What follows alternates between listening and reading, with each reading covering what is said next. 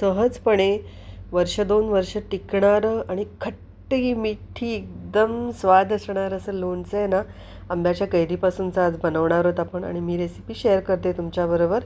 अतिशय चविष्ट आहे. एकदा नक्की ट्राय करून बघा.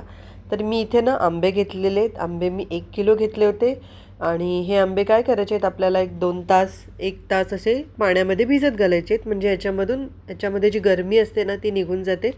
मी पाण्यात भिजत घातले होते. आता ते मस्त पुसून सुके करून घेतलेत आणि अगदी कडक आंबे असे बघून घ्यायचे आपल्याला. सॉफ्ट नरम आंबे नको आहेत. जर आपल्याला हे लोणचं वर्षभर साठवायचं असेल ना तर आंबा अगदी मस्त करकंच करकरीत पाहिजे. आता मस्त आंबे काय केलेत मी सुकवून घेतलेत, पुसून घेतलेत आणि याच्यावरच्या साली ज्या आहेत ना त्या काढून घेणार आहे. पिलरनी पण काढता येतील, पण पिलर असा खूप जोरात लावायला लागतो आणि मग मला भीती वाटते की ते हाताला लागेल वगैरे, म्हणून मी चाकूनीच काढते. तर पूर्ण अशा सगळ्या कैऱ्यांच्या साली मी काढून घेतलेल्या आहेत.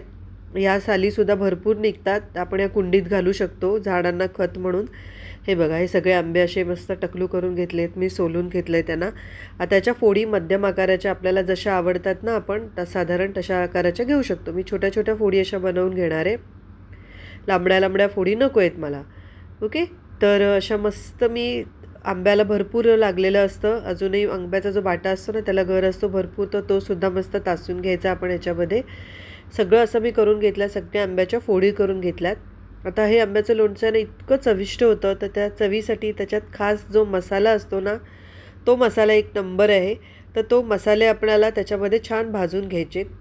1 किलो मी आंबा घेतला आहे, तर त्याच्यासाठी मी इथे 1 किलो गूळ जो आहे ना तो बारीक असा कापून घेतलेला आहे. सुरीनीच असा बारीक कापून घेतलेला आहे. ओके, आता आपण याच्यामध्ये मी मसाले सांगते तुम्हाला. तर हे मसाले सगळी क्वांटिटी आहे ना बरोबर घ्या आणि याच्यातला एकही मसाला मिस करू नका, कारण की याच्यामुळेच ह्या लोणच्याची चव आहे ना एक नंबर चव येते. तर हे बघा, ही बडी इलायची घेतली आहे, 4 घेतले बडी इलायची. आणि बडी इलायचीनंतर आपण घेणार आहोत लवंग. 8-10 लवंगा घेतलेल्या आहेत.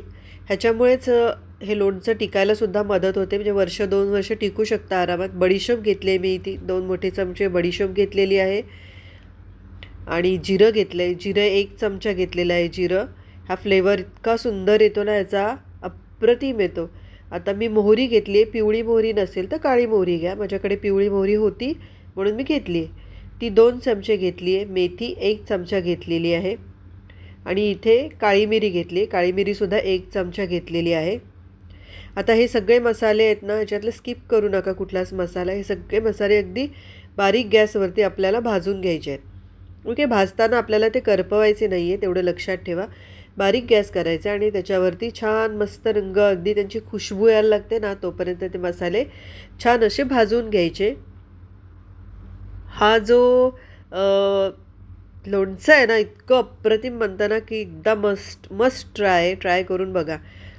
आता मी इथे काय केलं आहे, अर्धा कप तेल घेतलेलं आहे आणि त्याच्यामध्ये 1 चमचा बडीशोप टाकली आहे. एकदम ही बडीशोप भाजलेली नाही आहे, तेलात परतली जाईल.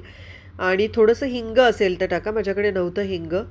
सगळ्या कैऱ्या मी काय केलेल्या आहे त्याच्यामध्ये टाकून घेतलेल्या आहेत आणि आता कैऱ्या मस्त आपल्याला परतून घ्यायच्यात ह्या तेलामध्ये. ओके, याच्यामध्ये थोडंसं 1 चमचाभर मीठ टाका तुम्ही. सेंधव मीठ असेल ना तर ते टाका. पिंक सॉल्ट, ब्लॅक सॉल्ट असतं ना त्याची चव खूप एक नंबर येते, पण माझ्याकडे नव्हतं आत्ता. त्याच्यावर झाकण ठेवून द्यायचे. झाकण ठेवलं की थोड्याशा आपल्याला फोडी खूप अशा शिजवून घ्यायच्या नाही आहेत. ते बघा, आता मी इथे मीठ टाकलं आहे. म्हणजे खूप नरम करायच्या नाही आहेत आपल्याला, तर अर्धवट अशा शिजवून घ्यायच्या आहेत आपल्याला त्या. ह्याच्यामध्ये मी हळद टाकली आहे, मीठ टाकलं आहे. पुन्हा हे परतवून घ्यायचं आहे सगळं आणि झाकण ठेवून देणार आहे. आणि झाकण ठेवून हे शिजतं आहे तोपर्यंत आपण याची बाकीची तयारी करून घेऊ. मसाले मी काढून घेतले होते साईडला, ते थंड झालेले आहेत. आणि इथे बघा, आता ह्याच्यावर पुन्हा मी झाकण ठेवलं आहे कैरीवरती.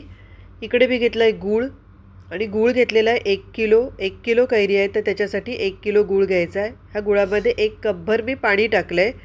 हे पाणी टाकून काय करायचं आहे आपल्याला, गॅसवरती ठेवून द्यायचं आहे, पण ह्याचा पाक करायचा नाही आहे. आता इथे बघा, मी गॅसवर गूळ गरम करण्यासाठी ठेवून दिले, मेल्ट करण्यासाठी.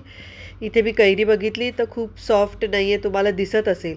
हे जे सगळे मसाले आपण खडे मसाले जे घेतले होते ना भाजून, त्याची मी मिक्सरला अशी जाडसर पावडर करून घेतलेली आहे. ही पावडर या सगळ्यामध्ये मिक्स करायची.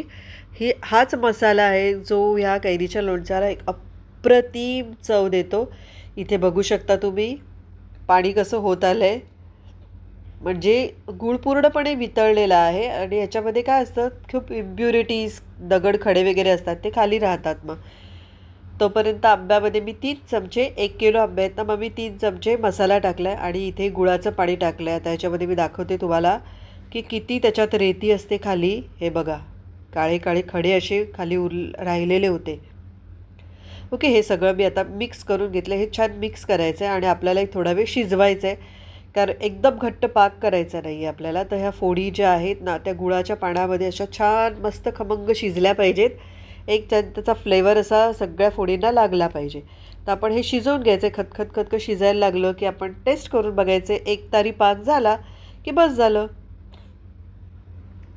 आता सगळ्यांना माहिती आहे एक तारी पाक कसा चेक करायचा आहे. तर इथे बघा, शेवटचा थेंब बसतो ना, तो बघायचा. त्याच्यातून एक तार यायला लागली किंवा हाताच्या बोटांवरती तुम्ही बघू शकता, इथे एक दिसते एक तार आलेली. दुसरं काय मी केलं की एका वाटीमध्ये थोडंसं पाणी असतं ना, तर त्या पाण्यामध्ये ह्याच्यातलं एक टाकून बघायचं. ते लगेच मेल्ट होत नसेल, थिक तर थिक झालं आहे असं त्याचा अर्थ होतो. ओके, तर मी हे छान असं मिक्स करून घेतलेलं आहे आणि हे तयार झालेलं आहे आपलं लोणचं खायला. हे वर्षभर 2 वर्ष सहज टिकतं. फक्त एकच अट आहे त्याच्यावरती की बॉटल छान क्लीन असली पाहिजे, ग्लास बॉटल. आणि दुसरं म्हणजे ज्या कैऱ्या आहेत ना, त्या कैऱ्या हिरव्या करकंच असल्या पाहिजेत. खूप घट्ट करायचं नाही आहे, एकतारी पाक बनवायचा आहे. आणि आता हे थंड झाल्यावरती बघा त्याची थिकनेस किती, म्हणजे थंड झालं की ते अजून घट्ट होतं. हे लोणचं आहे ना, पराठ्याबरोबर, चपातीबरोबर, असं ब्रेडबरोबर सुद्धा खायला, वरण भाताबरोबर तुम्हाला दुसरं कशाचीच गरज नाही आहे. एवढं असलं ना बस झालं. चव ह्याची अतिशय उत्कृष्ट लागते आणि ती एकदा बनवून बघितल्याशिवाय कळणार नाही. तर एकदा नक्की ट्राय करा. हे बघा, थंड झालं. मी काचेच्या बरणीत भरून घेतलेलं आहे ते, आणि इथे अजून थोडं उरलेलं आहे, दाखवते तुम्हाला. हे बघा, तर एवढी याची क्वांटिटी तयार होते. मस्त एकदम अप्रतिम चवीचं लोणचं आहे हे. नक्कीच मला वाटतं ट्राय केलं पाहिजे. तर एकदा ट्राय करा. माझ्या चॅनलला लाईक, शेअर, सबस्क्राईब करायला विसरू नका.